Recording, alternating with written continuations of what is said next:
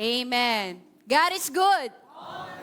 And all the time, God is good. Sino na dito yung nagsimula na makarealize at nagsimulang mag-give back kay God ng kanilang time, ng kanilang treasure, at ng kanilang talents? May nagsimula na ba? Ayan. So sa mga nagsimula na, sa paanong paraan nyo sinimulan? Ayan yung tanong. Nagpunta kayo sa Bagak, nag-outreach kayo, pinaramdam nyo yung pagmamahal nyo sa ibang tao. Paano naman sa mga hindi pa nagsisimula? Meron na bang nilagay yung Diyos sa puso natin na paraan kung paano natin sisimulan yung serving to Him? Sa mga members siguro ng life group, magsisimula tayong ma-challenge na, ay sige nga, mag-icebreaker nga ako next week.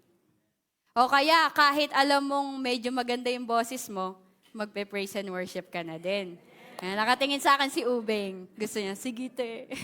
Ayan. Tapos sa iba naman, maybe it is in your workplace, di ba? Na parang pinaisip sa'yo ni Lord, kailangan ko sigurong maging blessing today ngayon sa workplace ko. Na iba-vibes ko na yung tao na hindi ko masyadong vibe. Ayan. So, iba-iba man tayo ng sitwasyon sa buhay, iba-iba man yung ibinigay ni Lord sa puso natin. I believe today, God is calling us to serve extra mile. Amen? Amen. At ayan ang topic natin today. Sabihin nyo nga sa mga katabi nyo, extra mile. Sabihin nyo ng may pabuga, extra mile. Sige, paamoy nyo. Extra mile. Amen. Extra mile. So, ano ba yun? Ano ba yung extra mile na yan, te? Bagong word na naman. Extra mile. Ito ba yung yung sobrang ngiti? Extra mile. Okay, so hindi yon, joke lang, pili, ayan. So, syempre, para lahat tayo will be on the same page dito sa extra mile na to, let me enlighten you using this story in the Bible where Jesus washes the feet of His disciples. Na mababasa natin, of course, sa book of John 13. So, sino na yung familiar dito sa kwentong ito? Ayan. So, sa mga hindi pa, sama-sama nating pakinggan at alamin. So, bibigyan ko kayo ng senaryo. So, dito, si Jesus Christ, tulad ng alam natin, bumaba siya sa mundo. Siya na Diyos, nagkatawang tao, at nag-serve dito sa mundo kasama ng mga disciple niya. At higit sa lahat, alam niya na yung role niya dito is mamatay para sa kabayaran ng kasalanan natin. Amen. At ngayon, alam na ni Jesus Christ na malapit na talaga yung araw na i-crucify na siya, na ipagkakanulo siya ni Judas at ibibigay siya sa kamay ng mga Pariseo. Ngayon, si Jesus naman, dahil mahal na mahal niya yung mga tao and yung mga disciples niya, wala siyang sinayang na oras.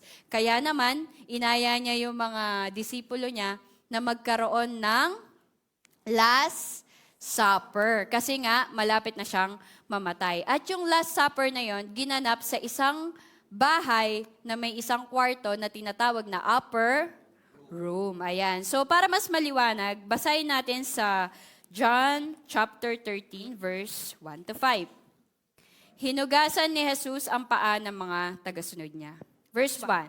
Bago sumapit ang pista ng paglampas ng anghel, alam ni Jesus na dumating na ang panahon ng pag-alis niya sa mundong ito upang bumalik sa Ama. Mahal na mahal niya ang kanyang mga tagasunod dito sa mundo at ipinakita niya ang kanyang pagmamahal sa kanila hanggang sa katapusan. Nang gabing iyon, naghapunan si Jesus kasama ang mga tagasunod niya. Inudyukan na ni Satanas si Judas Iscariote na anak ni Simon na traidorin si Jesus. Alam ni Jesus na ang lahat ng kapangyarihan ay ibinigay sa kanya ng Ama. At alam din niyang galing siya sa Diyos at babalik din siya sa Diyos. Tumayo si Jesus habang naghahapunan sila. Hinubad niya ang kanyang damit panlabas at nagbigkis ng tuwalya sa baywang niya. Pagkatapos, nagbuhos siya ng tubig sa isang planggana at sinimulang hugasan ang paa ng mga tagasunod niya at pinunasan ng tuwalyang nagkabigkis sa kanya. Amen. So, ito yung pangyayari. Pero para magkaroon tayo ng konting background, kasi sa kultura ng mga Hudyo, meron silang culture na kapag may bisita ka, darating ka sa bahay nila, huhugasan nila yung paa mo before ka kumain. So, bakit nila hinuhugasan? Siyempre, unang-una, madumi. Kaya nga hinuhugasan eh. Tapos, kung ma-i-imagine nyo, that time, na yung mga, kalsada, hindi naman yan sementado eh, di ba? So, kapag yung kalsada hindi sementado, kapag umaaraw, likabok, no, Tita Tess, parang sa agaw. Tapos, kapag maulan, putik. Dagdag pa natin na walang transportation that time. Yung pinaka-transportation nila is camel o kaya donkey. O, tapos yung camel, habang sinasakyan mo, biglang psst. Gamanan. O, ibig sabihin, yung mga tae, at ihi ng hayop, nakahalo na dun sa lupa. So, imagine lalakad ka dun. At syempre, yung lalakaran nila Jesus, hindi lang naman simula dito hanggang doon sa gate. Milya-milya. Gaya nga ng title natin, extra mile yun nilalakad nila. Pero, ayun yung ginagawa nila para makapunta sila sa ibang lugar. Para makapag-preach sila ng gospel. So, imagine niyo kung gaano kadumi yung mga paa na yun. So para mas makatotohanan, tignan natin yung picture na to. Ayan. Actually, feeling ko hindi pa siya ganun kadumi. Kasi kung iisipin natin talaga yung dumi at putik, paano kapag pawisan yung paa mo, nagpapawis pa mo? Di ba didikit lahat ng alikabok dyan? Di ba? Oo. At sa paghuhugas ng paa na yon, isa rin ng simbolo ay yung pagtanggap nila ng mainit sa'yo and yung humility nila to receive you in their house. At ang normal setup, pagdating mo doon, yung alipin ng may-ari ng bahay, o-offeran ka ng tubig na panlinis. At hindi lang yon, yung alipin na mismong yon, siya yung magkukuskus ng libag-libag sa paa mo. So, ang hirap, di ba? Kung isipin nyo, mahirap ba yung role ng alipin? Amen. Paano kung yung paa ng, huhugasan mo, amoy jackpot? sorry. Amoy siga. O kaya, amoy sinigang na saging. Ay, nilagang saging. O kaya, amoy patay na daga. Disclaimer, wala po akong pinapatamaan. Example lang po to, illustration. So, maaring ganon. Kasi 'di ba kahit naman tayo kapag pinawisan yung paa natin, 'di ba? Minsan may amoy. May kagulat-gulat na amoy, ganyan. So, imaginein natin kung gaano kahirap din yung situation nung alipin na maglilinis ng paa ng mga guests. At hindi lang 'yon, guys. Nasaan yung paa? Nandito ba? Sa baba. So kapag ginugasan mo yung paa, anong gagawin mo? Kailangan mong lumuhod. Kailangan mong yumuko. So ibig sabihin, yung pagiging alipin, kailangan mo talagang magpakababa. Amen? So ayun yung culture ng washing of the feet. Since may idea na tayo, balik ulit tayo sa kwento. And since magkakaroon nga ng hapunan kanina, 'di ba, sila Jesus, syempre, yung hapunan na 'yon, may preparation 'yon. Kaya naman si Jesus Christ inutusan niya yung dalawa sa kanyang mga disipulo to prepare yung room na gagamitin nila. Basahin po natin sa Mark 14:12-17. Dumating ang unang araw ng pista ng tinapay na walang pampaalsa. Ito ang araw na inihahandog ang tupa na kinakain sa pista ng paglampas ng anghel. Kaya tinanong si Jesus ng mga tagasunod niya, "Saan niyo po kami gustong maghanda ng hapunan para sa pista ng paglampas ng anghel?" Inutusan niya ang dalawa sa mga tagasunod niya, "Pumunta kayo sa lungsod ng Jerusalem, at doon ay may masasalubong kayong isang lalaking may pasan na isang bangang tubig. Sundan niyo siya sa bahay na papasukan niya at sabihin ninyo sa may-ari ng bahay, 'Ipinapatanong po ng guro kung saan ang kwartong kakainan niya ng hapunan na kasama ang mga tagasunod niya upang ipagdiwang ang pista ng paglampas ng mga anghel." 15. Ituturo niya sa inyo ang isang malaking kwarto sa itaas. Kumpleto na ang kagamitan at nakahanda na.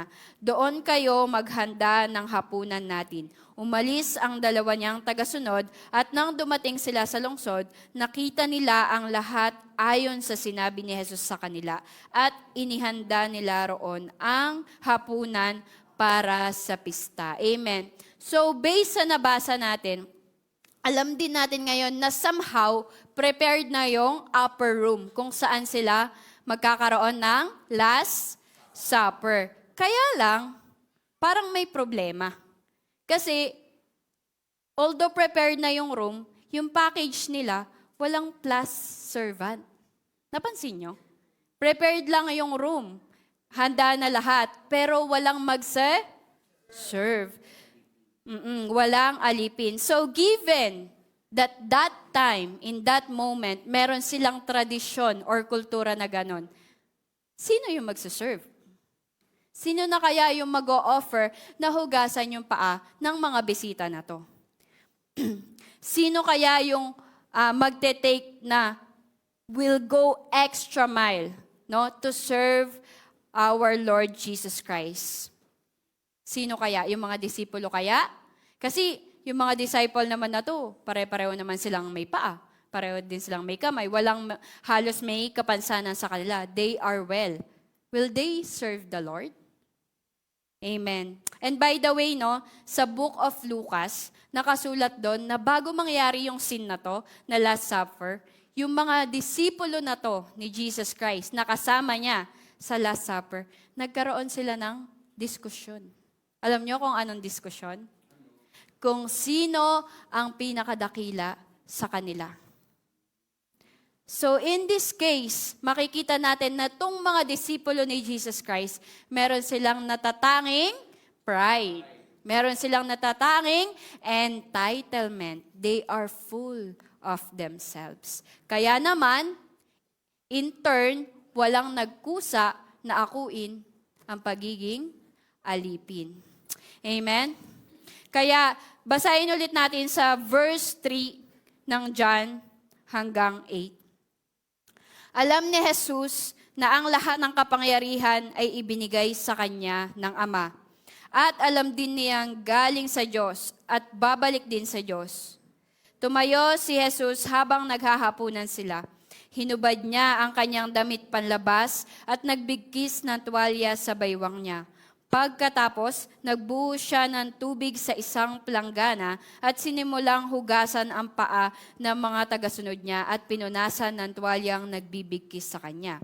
Paglapit niya kay Simon Pedro, sinabi nito, "Panginoon, huhugasan niyo ba ang mga paa ko?" Sumagot si Jesus, "Hindi mo naiintindihan ang ginagawa ko ngayon, pero maiintindihan mo rin sa bandang huli." Sinabi ni Pedro sa kanya, "Hindi pwedeng kayo ang maghugas ng mga paa ko." Sumagot si Jesus, "Kung ayaw mong hugasan ko ang paa mo, wala kang kaugnayan sa akin." Amen. So sa verse na to, nakita natin how Jesus went extra mile in serving His people.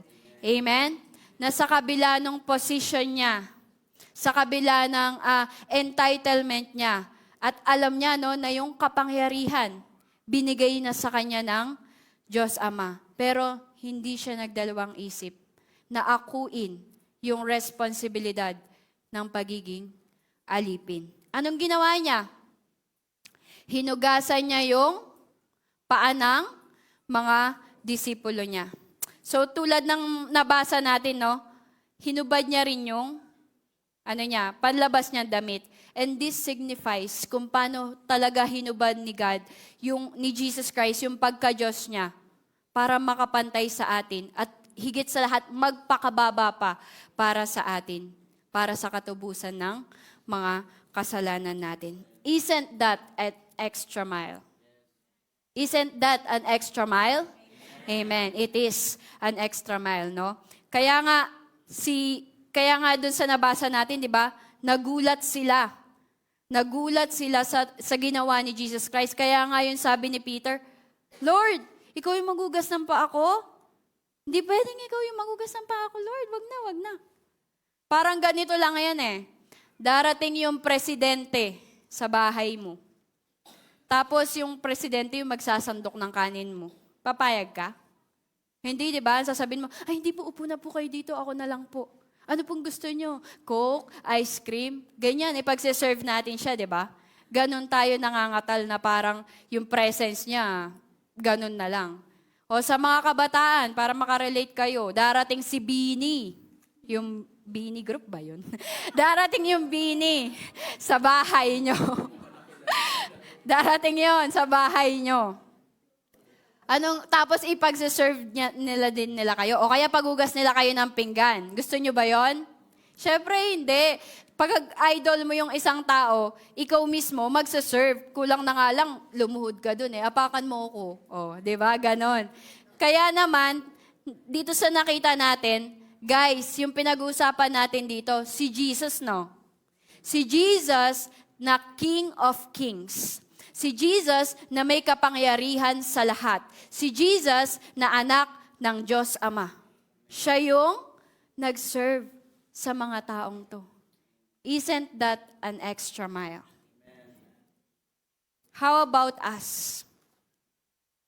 Kung pwede ko lang kayong tanungin ngayon, tinatanong ko na kayo. Sino tayo?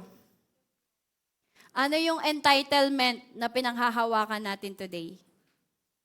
What kind of pride we have today? Kagaya ni Jesus Christ, kaya ba nating gawin yung extra mile to serve other people? I hope your answer is yes. O baka naman sasabihin mo sa akin, hindi leader ako eh. Ako yung masusunod. Yung suggestion nila, papakinggan ko lang, pero leader ako. Ako pa rin yung masusunod. Diba? Sometimes ganyan tayo, may entitlement. Ano pa? Siya may kasalanan eh. Ba't ako yung magsasorry? Dapat lumapit muna siya sa akin. Siya na nga yung naka-offend. Siya pa yung galit. Siya na nga yung dito eh. Diba? Ano pa? Naku, panay na lang yan ng hihingi. Kapag naman ambagan, wala namang binibigay yan. Tandaan yun. Talaga. Naku. Ano pa?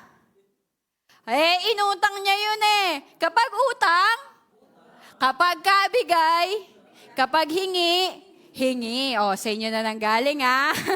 Ayan, tanda na niyan. Makaulit diyang minsan. Taga mo sa bato. Ayan, ganyan yung mga ugali natin minsan. Ano pa? Di naman ako yung gumamit niyan eh. Ba't ako yung maglilinis? Doon ko lang dyan yan. Kanino tasa to? Ay, di man po kayo nagkape dyan, Pastor. Si po. Siya po. Nanunuro. Eto pa, malupit. Ulit-ulit ko na lang yung pinapollow up. Nakakatamad. Bala siya, malaki na siya. Kala niya ba di ako napapagod mag-chat? Di niya man ako sinisin eh. Pero note siya ng note. Bala siya, ayaw niya naman sa akin eh. Di wag. Kawalan ko ba siya? Siya yung nawalan. Mga ganyan yung dialogue natin. Eto, the best. May baon eh, no? Aro! PKK yung preaching, 11 na! Manese ko pa! Panay na ang makanyan, Domingo! Bato-bato sa langit, tamaan, praise the Lord. Ayan. I pray, no, that like Jesus, we will go extra mile. Although nakakatawa, but let us ask ourselves, ano ba yung response natin sa mga ganitong situation?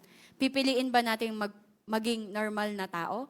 Na katulad ng mga disipulo at that moment, mas panghahawakan natin yung entitlement natin, yung position natin, yung value natin bilang tao, o we will go extra mile in serving the people of God katulad ng ginawa ni Jesus. Huhubarin natin kung ano mang meron tayo at huhugasan natin yung mga paa nila. Amen. I pray that our answer is yes to going extra mile in serving God. Amen. Kaya naman, kung yung response nyo dan is yes and amen, go extra mile. Gulatin mo sila. Gaya ng paggulat ni Jesus sa mga disipulo nila. Kung dati di ka marunong magpatawad, ngayon, ikaw na yung na-offend. Ikaw pa yung lumalapit. Na-offend ako pero sorry din baka na-offend kita. I love you. Gulatin mo sila ng natatago mong bait. Ayan. Ano pa? Giving generously. Kung dati ayaw mo magbigay kasi puro naman siya tumatanggap, ngayon, ikaw na mismo, binibigyan mo siya. Kahit alam mong di siya magbibigay. Mo naman susunod Gulatin mo siya na natatago mong bait. Ayan. Ano pa? Sa mga estudyante, kung dati puro palakol yung grades nyo. Ngayon, gawin nating Cloud9. Ayan. Gulatin natin sila sa natatago mong talino. Ayan. Ano pa? Sa mga members, kung dati ayaw mong gumawa nito, gumawa niyan, kasi dito lang ako magaling. Gulatin mo sila sa natatago mong galing. Pakita mo na kahit hindi mo kaya, kaya mong gawin para kay Lord. Amen? Amen. Ano pa? Eto, gulatin mo si Lord. Na kung dati, kinaka-copy-paste mo lang yung devotion mo bago mo isend, ngayon nagsosoak ka talaga ng 1 hour. Gulatin mo si Lord sa natatago mong kabanalan. Ayan. Amen? Amen. So, let us go extra mile in serving God. Because true serving means doing what is inconvenient for you. Because if it is convenient, it is not serving at all. Amen? Amen. Dahil sabi nga din po sa Filipos, chapter 2, verse 3 to 8, basahin po natin. Huwag kayong gumawa ng anuman dahil sa paghahangad ninyong maging tanyag. Sa halip, bilang tanda ng pagpapakumbaba, ituring ninyong higit ang iba kaysa sa inyong mga sarili. Pagmalasakitan ninyo ang kapakanan ng iba at hindi lamang ang inyong sarili. Naway magkaroon kayo ng kaisipan na tulad ng kay Kristo Jesus. Kahit siya'y likas at tunay na Diyos, hindi niya ipinagpilitang manatiling kapantay ng Diyos. Sa halip, kusa niyang hinubad ang pagiging kapantay ng Diyos at naging katulad ng isang alipin. Ipinanganak siyang tulad ng mga karaniwang tao. At nang si Kristo'y maging tao, nagpakumbaba siya at naging masunurin hanggang kamatayan. Maging ito man ay kamatayan sa krus. Amen. Praise be to our Lord Jesus Christ. Amen. Church, let us not just grow in knowledge. Let us also grow in humility and grace na makukuha lang natin if we draw near closer to God. Amen? Amen. And going back sa ating story, basahin natin ulit yung verse 12 to 15. Yan. 12, nang mahugasan na ni Jesus ang kanilang mga paa, muli niyang isinuot ang kanyang balabal at nagbalik sa hapag. Siya'y nangusap sa kanila, nauunawaan ba ninyo kung ano ang ginawa ko sa inyo? Tinatawag ninyo akong guro at Panginoon. At tama kayo, sapagkat ako nga iyon. Dahil akong Panginoon at guro ninyo ay naghugas ng inyong mga paa. Dapat din ninyong gawin ito sa isa't isa. Binigyan ko kayo ng halimbawa upang inyong tularan. Amen. Dito naman, makikita natin how Jesus went extra mile in teaching. Amen? Intentionally, ginawa niya yung paglilinis or paghuhugas ng paa sa mga disipulo niya. Hindi lang dahil mahal niya yung mga disipulo niya, hindi lang dahil gusto niya silang paglingkuran, bagkus gusto niya din silang turuan. Gusto niya rin mag-set ng example and standard sa mga disipulo niya para kapag umalis siya, kapag bumalik siya sa langit, yung mga maiiwanan niya, they know how to serve and love people. Amen? Kaya naman, kahit alam nating inconvenient din para sa Diyos, sa ating Hesukristo yon, ginawa niya yon without even thinking twice. Naglingkod siya sa kanyang mga disipulo. In the same way po sa atin, I believe lahat tayo, no, bilang tinanggap natin si Jesus Christ as personal Lord and Savior, gusto nating magkaroon ng impact. Impact lang, hindi impact. Impact sa mga tao sa paligid natin. Gusto nating magkaroon ng somehow legacy na maipapamana na, ay, naturuan ko siya na ganito yung gawin niya. Nakapag-set tayo ng example. Nakapag-set tayo ng standard na sa ganitong moment, ganito yung gagawin mo. Na kapag hindi mo na alam yung gagawin mo, bumalik ka sa Diyos. Kapag di mo maramdaman yung presence ni Lord, bumalik ka pa rin sa Kanya. Na kapag wala kang pambili ng ulam, bumalik ka sa Diyos. Huwag kang pumunta sa tao. Kapag hindi mo na alam yung gagawin mo, bumalik ka sa Diyos. Huwag kang bumalik sa tao. This is the standard that God has set sa mga buhay natin. Amen? At syempre, gusto rin natin na makapag-impart, lalong-lalo na sa mga taong hindi pa na-receive si Jesus Christ as their Lord and Savior. Tama ba? Amen. Amen. Kasi sabi nga po, di ba, sa Matthew 28, verse 19 to 20, gawin ninyong disipulo ang lahat ng mga tao sa lahat ng bansa at lahi. So, ibig sabihin, magiging disipulo lang sila kapag tayo ay nagturo. Kailangan nating mag-teach so that they will know how to be a disciple of Jesus Christ. But how can we go extra mile in teaching? Paano ba natin gagawin yung extra mile na sinasabi sa pagtuturo? Kasi we can teach, we can say words, pero sometimes walang impact.